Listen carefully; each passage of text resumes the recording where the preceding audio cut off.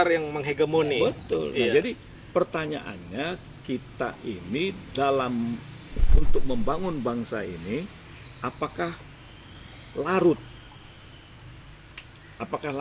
dalam suasana-suasana yang sudah terjadi selama ini? Dan kita bisa lihat sekarang kan, ya suasana-suasana yang sudah terjadi selama ini. Dan kita bisa lihat sekarang kan, ya penegakan hukum, ya rendah, rendah, pemberantasan korupsi. Jadi artinya kan kontrol nggak ada. Padahal DPR itu salah satu fungsinya adalah pengawasan. Itu jadi joke dari Pak Jokowi, Pak Bang. Jadi Pak Jokowi pernah bertanya ke Pak Fahri Hamzah, Mas Fahri, kok oposisi di kita lemah ya? Sindiran dari presiden ke mantan wakil ketua DPR waktu jumpa. Terus jawaban Fahri apa? Dengan senyum aja. Jawabannya apa? Ya, jadi sebetulnya kan kalau ada oposisi, ya sepanjang dia mengkritisi itulah oposisi. Ya. Ya. Dia bisa mengatakan tidak setuju, tidak sependapat dengan argumentasi yang kuat, itulah oposisi. Kalau pelembagaannya harusnya kan DPR mengawasi kan. Jadi DPR itu dia punya hak, ya kan? Dia punya hak untuk mengawasi. Ya, paling tidak katakan mulai dari interpelasi, kemudian hak menyatakan pendapat sampai mengusulkan impeachment. Coba. Nah, tapi sekarang ini ada pakar hukum tata negara bicara impeachment, malah seminarnya dibubarkan.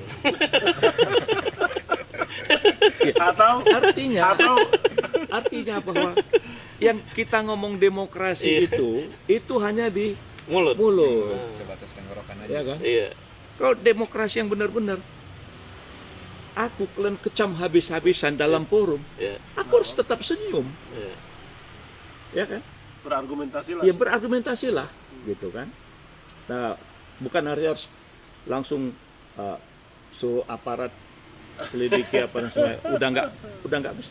Malu kita sama negara lain. Coba lihat negara-negara lain. Seperti kemarin ada anak BEM mengatakan hanya bahasa simbolik wakil presiden patung itu diperiksa apa-apaan. Apa-apaan. Kok kita jadi paranoid apa norak? Iya.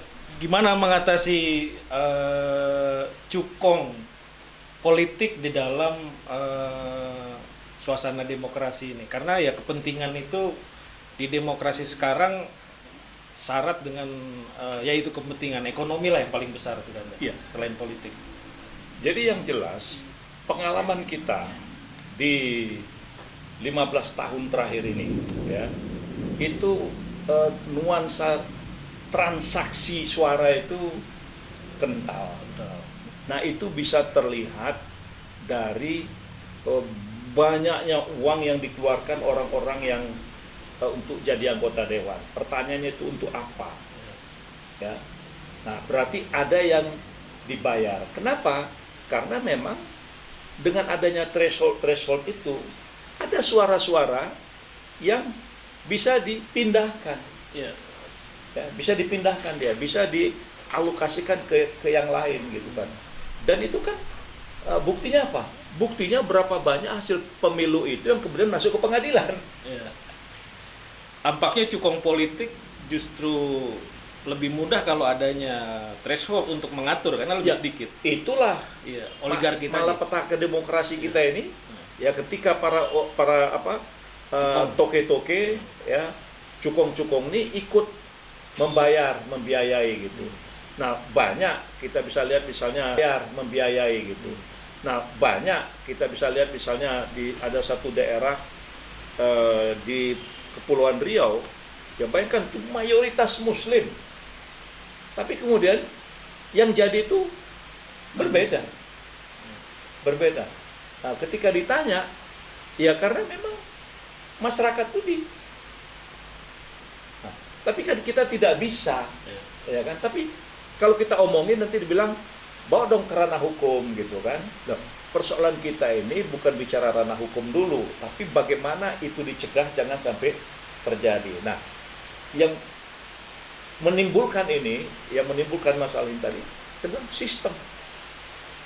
Nah, sistem threshold ini itu membuka peluang, ya, membuka peluang. Nah, harusnya dengan kemajuan teknologi, ya, dengan kemajuan teknologi yang ada, harusnya ini kan bisa dihindarkan. Apalagi anggarannya berpuluh-puluh triliun, ya kan? Nah, oleh karena itu, karena bahasa demokrasi itu, ya katakanlah bahwa demokrasi kan inilah kebebasan. Ya, kebebasan menentukan sikap, kebebasan itu.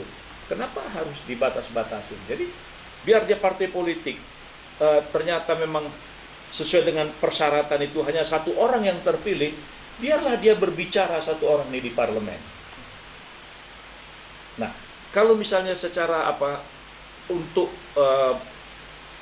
mengurangi katakanlah kompleksitas misalnya praksinya dibatasi, nggak apa-apa. Tapi orangnya untuk menyalurkan aspirasinya itu diberi kesempatan, dia milih di fraksi yang mana di parlemen.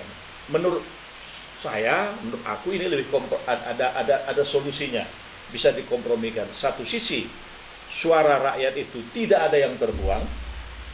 Nah, kemudian di satu sisi agar supaya mekanisme pengambilan keputusan itu juga tidak rumit. Nah, ketika masuk bergabung di fraksi ada tata tertib yang harus dibuat. Menurut aku itu logik. Iya. Nah, jadi saya berpendapat ya dari pemilu-pemilu kita ini tadi bahwa sistem yang ada dengan undang-undang yang ada sekarang ini itu membuat demokrasi kita itu cedera. Iya.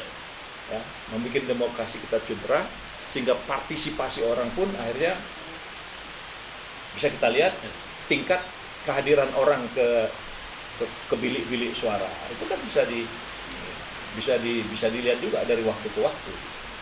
Ini gini kan, ada satu partai, saya nggak usah sebut namanya, waktu kemunculannya mereka mengatakan akan melakukan restorasi.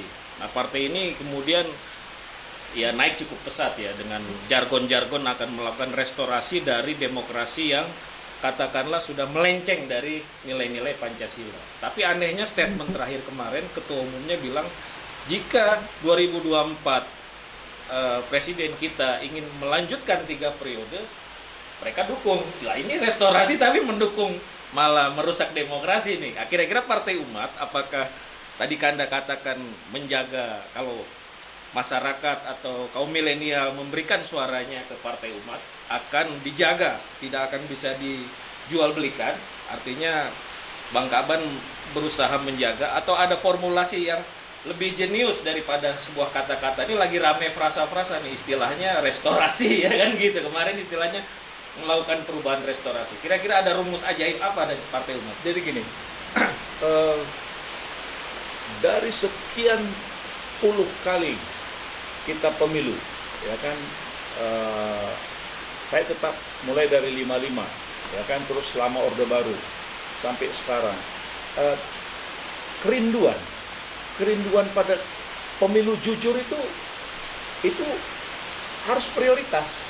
Iya. Karena dengan kejujuran penyelenggaraan pemilu itu akan melahirkan orang-orang terpilih. Ya, jadi orang-orang terpilih itulah kualitasnya, kapasitasnya itu bisa tampil. Tapi kalau misalnya dengan cara yang ada ini terus dipertahankan, saya kira itulah yang menjadi Kehancuran. salah satu yang akan dilawan, ya, yaitu kecurangan itu adalah kezaliman, ya kan? Kecurangan itu adalah kezaliman. Kemudian manipulasi, ya, manipulasi tafsir-tafsir hukum ya, atau undang-undang yang dibuat dalam rangka untuk menyingkirkan, itu juga kezaliman. Nah, jadi makanya saya mengatakan bahwa Partai Umat ini, ya, ini akan mengajak, ya, menyadarkan seluruh komponen bangsa, seluruh kalangan, ya, bahwa kalau kita mau menjadi apa bangsa yang kuat, yaitu anggota parlemennya harus kuat. Ya. Nah, orang yang tampil ke parlemen itu dia harus orang yang terpilih dari arti kata yang cerdas, yang jujur, yang berkeyakinan, yang berintegritas, ya kan? Nah, kalau selama ini kan yang banyak isi tas, Isi tas. ya kan? Iya, Yang kita butuhkan sekarang tuh orang yang punya kapasitas. kapasitas.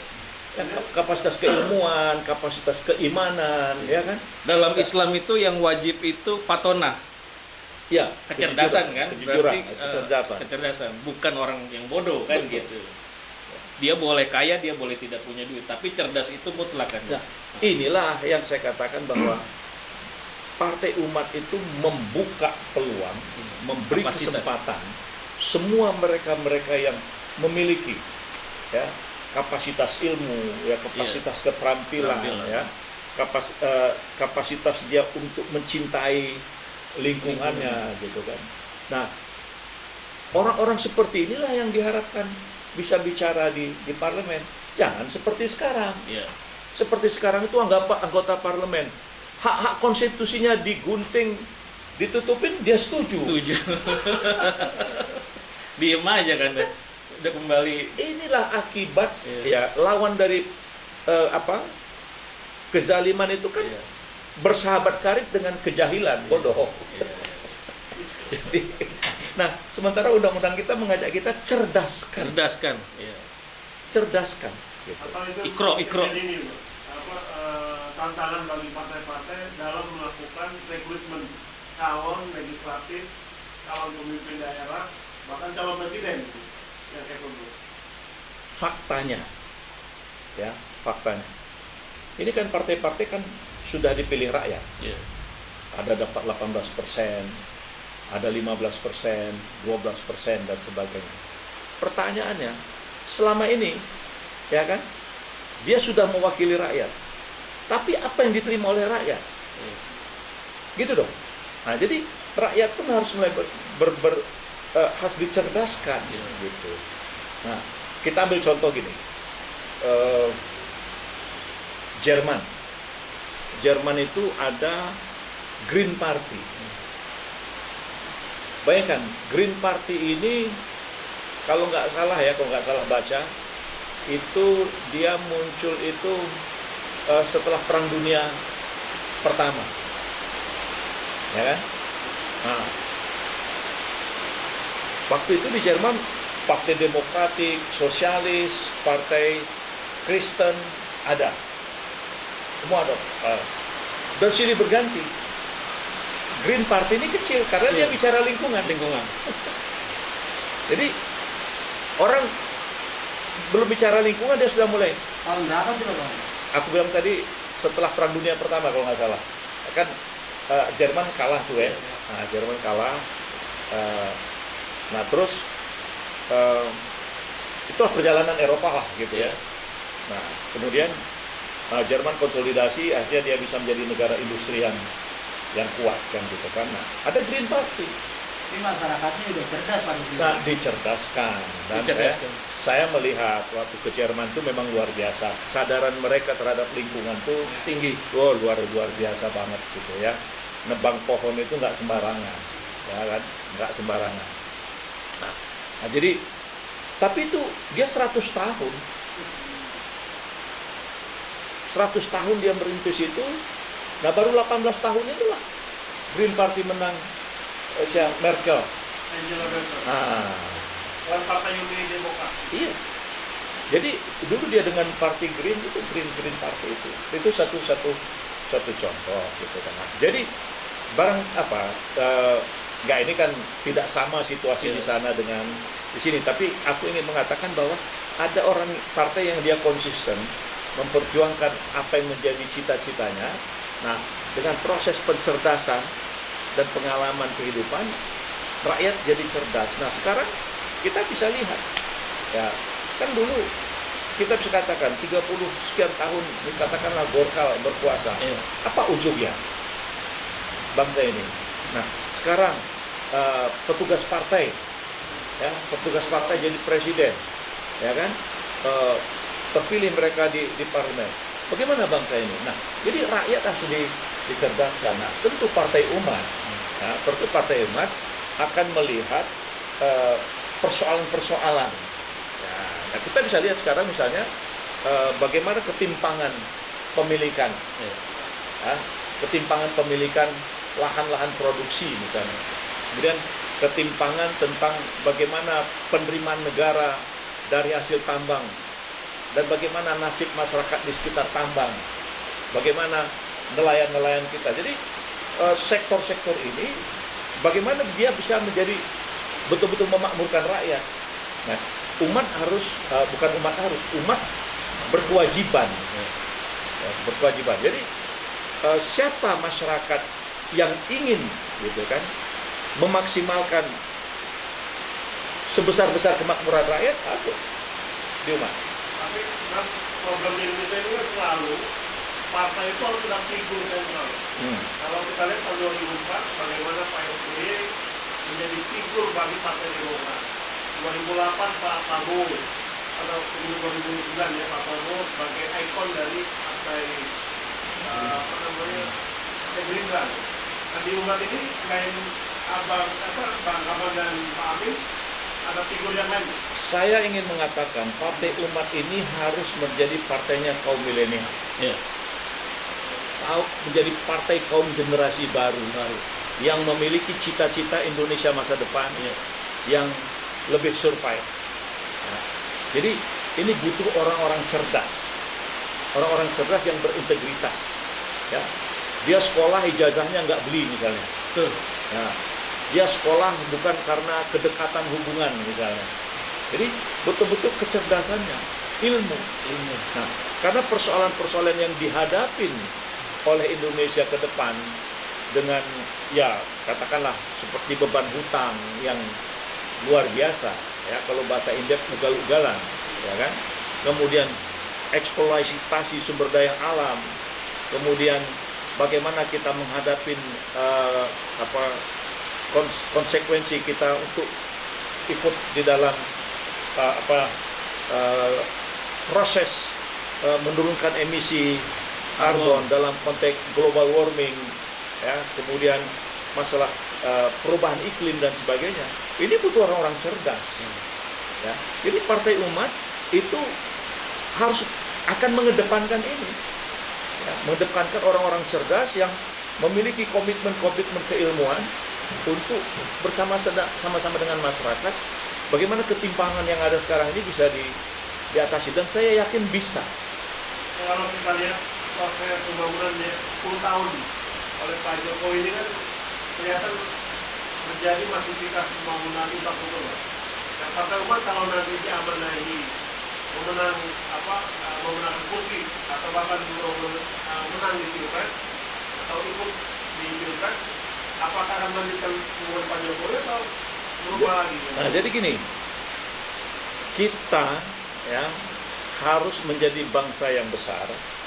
Bangsa yang besar itu adalah bangsa yang taat kepada apa yang menjadi amanat. Ya, bangsa yang besar adalah bangsa yang taat kepada amanat. Nah, kemudian amanat itu harus senantiasa merujuk kepada apa yang digariskan oleh konstitusi. Nah, jadi program-program itu adalah program-program untuk mengatasi masalah. Jadi bukan sekedar janji. Apalah artinya misalnya infrastruktur. Kita setuju infrastruktur, tapi infrastrukturnya connect tidak? Ya. Nah, connected nggak ya gitu? Dengan kebutuhan masyarakatnya. Dengan kebutuhan. Nah, kita bisa lihat misalnya sekarang ini berapa banyak daerah-daerah dilakukan pencetakan sawah, tapi irigasinya nggak ada. Atau dibangun irigasi, sawahnya nggak dicetak. Udah, irigasinya ada, sawahnya dicetak, petaninya tidak siap, Ya. tidak memahami teknologi dan sebagainya. Nah, jadi ini kita Partai Umat itu adalah partai yang memberikan solusi, ya, memberikan solusi terhadap masalah yang kita hadapi. Jadi artinya bagaimana dalam tempo 5 tahun, ya, dalam tempo 5 tahun persoalan-persoalan kesenjangan itu secara prioritas yang paling dikedepankan dan diutamakan adalah rakyat. Jadi rakyat ini harus dinomorsatukan, ya menurut yang pernah juga saya katakan bahwa undang-undang sudah memberi amanat terhadap koperasi, tapi berpihakkah kita terhadap koperasi selama ini? Iya. Nah, Hanya kepada kongsi besar. jadi ini harusnya sudah mulai. Kalau menurut saya itu sudah harus dimulai. Iya. Demokrasi ekonomi dalam penguasaan lahan misalnya. Porsi rakyat harus lebih besar. Kalau untuk sebesar-besar kemakmuran rakyat. Karena sekarang rakyat sudah terdidik, ya, proses komunikasi sudah sangat terbuka, ya kan? Peluang-peluang investasi dan sumber-sumber permodalan saya kira bisa kita kerahkan masyarakat. Banyak ide-ide yang bisa dibuat di situ, ya. Jadi selama ini kan kita kalau saya sudah dihitung lah gitu ya. Oke, Bang. Hah? Nanti kan kita rencana mau ada ibu kota baru, IKN di Kalimantan. Partai Umat sepakat ya mau melanjutkan ide Pak Jokowi itu? Ya, begini. Bahkan udah jadi undang-undang kan? Saya ini udah keliling hampir seluruh benua ya. Dan ada beberapa negara-negara yang mereka memindahkan ibu kota barunya. Ternyata tidak seindah yang diimpikan. Tidak diindah. Nah, jadi menurut saya pertanyaannya, apakah pemindahan ibu kota baru itu sesuatu yang urgent dan prioritas? Apalagi kalau kajiannya hanya sebentar. Nah, kemudian studi akademiknya seperti apa? Iya. Kelayakannya seperti apa? Gitu. Ini menurut saya itu harus dipertimbangkan. Ini jangan hanya sekedar jargon pemindahan ibu kota baru misalnya gitu kan. Nah, ada undang-undang, ya, ada undang-undang tentang ibu kota itu ada. Jadi menurut saya gini, kita kalau saya dari awal sejak itu dicetuskan saya bilang itu nonsens. Ya, itu nonsens. Ya. Kita punya ibu kota Jakarta itu prosesnya berapa ratus tahun. Iya. Ya, berapa ratus tahun proses Jakarta ini kan? Ya, kan itu sejak zaman Belanda. iya. Nah, jadi ketika kita katakan membangun ibu kota baru, ya, lalu nih yang kita gadaikan apa? Apa? Apa yang kita gadaikan? Itu kan udah dipacul tuh Pak, Apa? ibu kota baru. Ya, nanti Sudah diukur. Udah masuk. Kalimantan itu, apalagi Kalimantan Timur, itu kan konturnya apa Iya. dan segala macam, menurut saya itu Bukit-bukit. itu harus betul-betul dengan kajian ilmu yang harus betul-betul komprehensif. Tidak bisa berdasarkan selera, nanti itu penyesalan. Iya. Yang jelas Kalimantan itu susah airnya kan. Kan tapi udah mulai Air bersih. dibangun, Pak. Kenapa? Udah mulai dibangun kan. Ya kasepnya masih ngukur-ngukur lah, ya. Ngukur-ngukur ya. Cuma Market udah ada, Pak. Ya. Marketnya. sudah ada gitu kan. Tapi kalau saya bilang tuh itu hampa. Ya. Pak Emil juga tadi malam ngomong seperti itu. Hampa. Ya saya ambil contoh ya Brasilia ibu kota Brazil. Itu kawasan hutan berapa ratus ribu hektar tuh ditebang habis. Sekarang jadi ibu kota sepi. Ya. Ini Putrajaya. Raja Malaysia. Iya, Pak Emil ngomong begitu tadi malam. Cuman gara-gara apaan? Anies kali Pak ya, Hah? jadi dipindahinnya. Kenapa? Gara-gara nggak suka Anies. Nggak, atau tidak memahami demokrasi kan? Bukan. Jadi, nah, itu harus ada studinya tuh. Studinya. Risetnya bener. Ya, harus ada studinya. Iya. Nggak bisa main begitu aja. Iya. Jadi itulah saya katakan salah satu kenapa partai-partai politik itu tidak berani mengatakan kepada presiden. Ya, Iya. betul. Ya kan? Pak Emil salah tadi. Kenapa malam tak ngomong berani gitu. mengatakan kepada presiden? Ini cerita bangsa, cerita negara, Ya. cerita tentang uang rakyat, cerita tentang aset rakyat gitu. Jadi kalau saya dari awal udah mengatakan, udah Presiden Jokowi itu nggak usah mikir ibu kota negara baru deh. Ya, pikirkan aja bagaimana strategi pembangunan yang salah yang dia lakukan itu Iya. diperbaiki. Ada adagium gini kan, Romawi tidak berdiri dalam satu hari, tetapi Romawi ini hancur oleh yang namanya Kaisar Nero. Betul. Artinya demokrasi itu harus menjadi tolak ukur juga, sementara pindah ibu kota kok suka-suka presiden. Nah ini kan udah seperti Kaisar Nero nih, saya tidak mengatakan gitu ya kan. Jadi Tidak ada kajian ya, yang saya tidak membantah karena itu fakta sejarah bagaimana Nero Iya. berkuasa ya di Romawi ya kan. Nah, tetapi kita juga melihat bahwa sesuatu yang pendekatannya otoriter Iya. itu buahnya ketertinggalan. Ketertinggalan. Tuh. Gitu. Jadi otoriter itu membuat bangsa ini tertinggal. Tertinggal. Gitu.